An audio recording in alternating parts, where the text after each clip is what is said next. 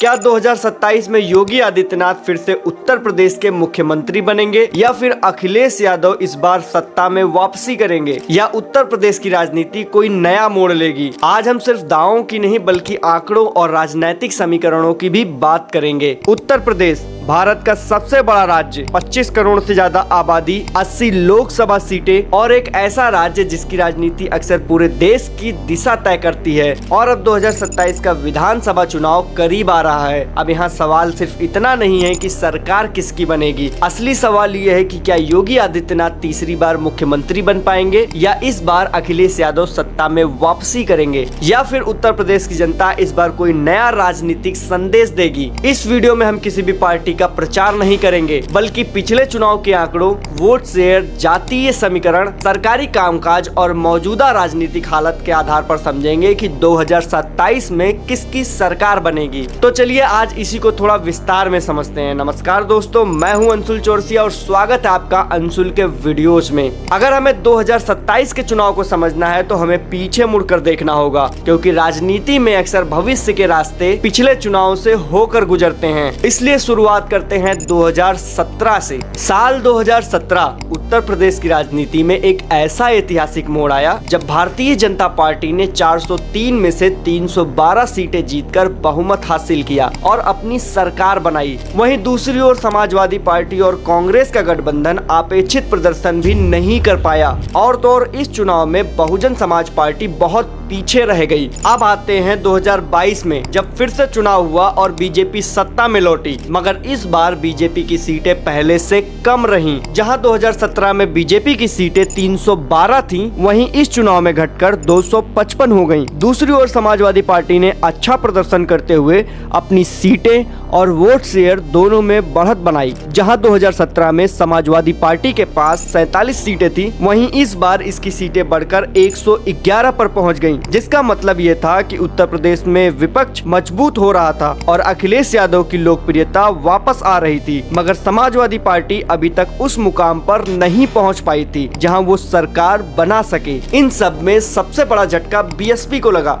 जिसकी सीटें 19 से घटकर 1 पर आ गईं। 2017 में बीजेपी ने उत्तर प्रदेश में ऐतिहासिक जीत दर्ज की थी। इसके बाद 2022 में बीजेपी लगातार दूसरी बार सरकार बनाने में सफल रही थी, लेकिन सीटों की संख्या पहले की तुलना में काफी कम हो गए थे। वहीं समाजवादी पार्टी ने 2022 के चुनाव में अच्छा प्रदर्शन करते हुए अपनी बढ़त दर्ज की, मगर राजनीति कभी स्थिर नहीं रहती। 2022 के बाद उत्तर प्रदेश में एक और बड़ा राजनीतिक चुनाव हुआ, 2024 का लोकसभा चुनाव। यही चुनाव 2027 की तस्वीर समझने के लिए सबसे अहम माना जा रहा है, क्योंकि इस चुनाव ने सिर्फ सांसद नहीं चुने बल्कि यह भी दिखाया कि उत्तर प्रदेश की राजनीति का मूड किस ओर बदल रहा है। अगर हम 2024 के लोकसभा चुनाव को देखें तो 2019 के मुकाबले इसकी तस्वीर काफी अलग दिखाई देती है। जहां 2019 के लोकसभा चुनाव में उत्तर प्रदेश में बीजेपी को 62 सीट मिली थी, वहीं 2024 में यह घटकर महज 33 सीट पर रह गई। मतलब बीजेपी को कुल 29 सीटों का नुकसान हुआ। मगर वहीं समाजवादी पार्टी, जिसे 2019 लोकसभा चुनाव में सिर्फ 5 सीटें मिली थी, 2024 के लोकसभा चुनाव में उसकी सीटें बढ़कर 37 पर पहुंच गई। इसका मतलब साफ है कि समाजवादी पार्टी को 2022 के मुकाबले 2024 में 32 सीटों से बढ़त मिली। अब इन आंकड़ों से साफ दिखाई देता है कि 2024 में उत्तर प्रदेश की राजनीति में बड़ा बदलाव देखने को मिला, क्योंकि इस चुनाव में बीजेपी की सीटें घटी और समाजवादी पार्टी की सीटें बढ़ी। मगर अब यहाँ सवाल ये उठता है कि क्या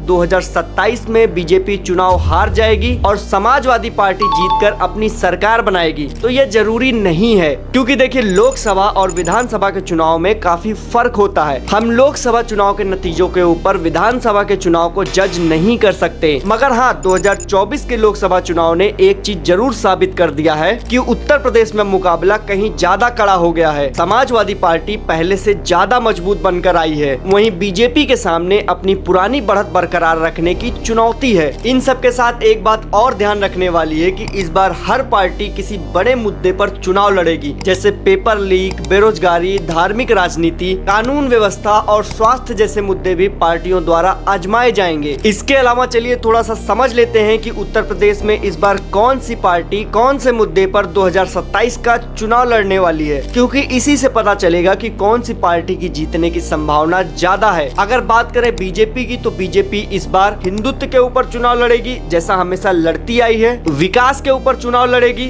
महिला वोट के ऊपर चुनाव लड़ेगी, युवाओं के रोजगार और कानून व्यवस्था को लेकर के चुनाव लड़ सकती है, क्योंकि बीजेपी को पता है कि ये सारे ऐसे मुद्दे हैं जो उसे 2027 में फिर से चुनाव जिता सकते हैं। अब इसके अलावा अगर बात करें समाजवादी पार्टी किन मुद्दों पर चुनाव लड़ेगी, तो समाजवादी पार्टी पीडीए के ऊपर लड़ेगी, युवाओं के ऊपर लड़ेगी, किसानों के ऊपर लड़ेगी और अपने मुस्लिम और यादव वोट बैंक के ऊपर भी चुनाव लड़ेगी, क्योंकि समाजवादी पार्टी की ये 4-5 मुद्दे ऐसे हैं जिसके जरिए वो 2027 में सत्ता में वापसी कर सकती है। मगर यहाँ किसी भी पार्टी को साफ तौर पर यह नहीं कहा जा सकता कि ये पार्टी चुनाव जीत जाएगी, मगर हाँ इसके 3 संभावित परिदृश्य बन सकते हैं, जिसमें पहला है कि अगर बीजेपी अपने मुद्दों से भटकती नहीं है और अपने वोट बैंक को मजबूती से पकड़ के रखती है तो इस बार फिर से बीजेपी की वापसी हो सकती है। दूसरा ये कि इस बार अगर समाजवादी पार्टी उत्तर प्रदेश में 15 से 20% ज्यादा वोट लाने में कामयाब रहती है तो बहुत आसानी से समाजवादी पार्टी भी अपनी सरकार बना सकती है। मगर यहाँ तीसरा एक और रीजन है जो हो सकता है इन दोनों पार्टियों को सरकार ना बनाने दे, और वो ये है कि अगर बीएसपी और कांग्रेस ने उत्तर प्रदेश में थोड़ा अच्छा प्रदर्शन कर दिया तो किसी भी पार्टी की बिना गठबंधन के सरकार नहीं बन पाएगी। फिर जिस भी पार्टी को सरकार बनाना होगा उसको या तो कांग्रेस या तो बीएसपी के साथ गठबंधन करना पड़ेगा। मगर इस बार चुनाव में बीजेपी की समाजवादी पार्टी से बहुत कड़ी